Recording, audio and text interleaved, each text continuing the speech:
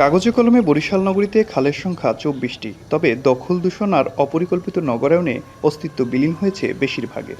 একসময় যাকে বলা হতো বাংলার ভ্যানিস, সেই নদীনালা আর জালের মতো ছড়িয়ে থাকা খালের শহর বরিশাল এখন নিজেই ধুঁকছে অস্তিত্ব সংকটে। বরিশাল নগরীর শোভারানী খাল, অপরিকল্পিত নগরায়ন, দখলদারদের ভয়াল থাবা এখন মানচিত্র থেকে মুছে ফেলেছে এই খালের অবয়ব। এ চিত্র নগরীর মাঝ থেকে বয়ে চলা প্রায় সব খালের। যে ৭টি খাল কোনোরকম টিকে আছে, সেগুলোর বুকেও এখন চলছে মৃত্যুর অপেক্ষা। মৃত্যুপ্রায় এসব খালের নাব্যতা ফিরিয়ে আনতে কোটি কোটি টাকা ব্যয় করা হলেও বছর ঘুরতেই পলি আর বর্জ্যে আবারও ভরাট হয়ে গেছে খাল। গত ৩ বছর ২২ সালে প্রায় ৮ কোটি টাকার ৭টা খালের জন্য ইয়ে করছে, এর মধ্যে 6টা খাল পরবর্তীতে এইটা আসছে। এই ৮ কোটি টাকার যে খালের কাজগুলি করছে, কোনো কাজই হয় নাই। কারণ এই দখলগুলি কারা করে, দূষণ কারা করে, সব রাজনৈতিক প্রভাবশালী লোকগুলি।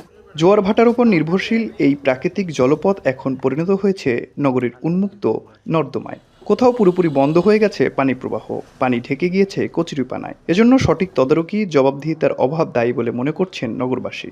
খালগুলো নষ্ট হওয়াতে কি হয়েছে, আমাদের বরিশালে কিন্তু জলাবদ্ধতা, একটু বৃষ্টি হলেই দেখবেন সব জায়গায় পানি জমে আছে। এর পিছনে গভর্নমেন্টের কঠোর মনোভাব থাকতে হবে, অবৈধ দখলকৃতদেরকে উচ্ছেদ করতে হবে। খালগুলোর স্থায়ী সুরক্ষার জন্য দীর্ঘমেয়াদী পরিকল্পনা হাতে নিয়েছে সিটি কর্পোরেশন। এই প্রজেক্টটা যদি একনেকের মিটিংয়ে পাশ হয়ে আসে, আমি মনে করি যে বরিশালে দীর্ঘমেয়াদী খাল রক্ষা বা খালের সৌন্দর্য বা বরিশালে মানুষ এই সুবিধাটা পাবে এই প্রজেক্টের মাধ্যমে।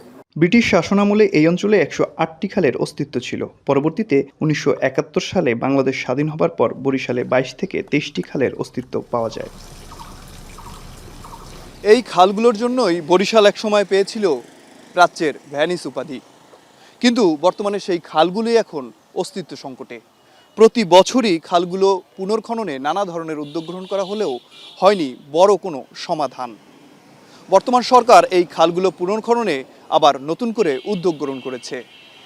এই সংস্কার কতটুকু ফিরিয়ে দিতে পারবে বরিশালের সেই ভ্যানিস উপাধি, এখন এমন প্রশ্ন বরিশালবাসীর। অমিত হাসান, এখন বরিশাল।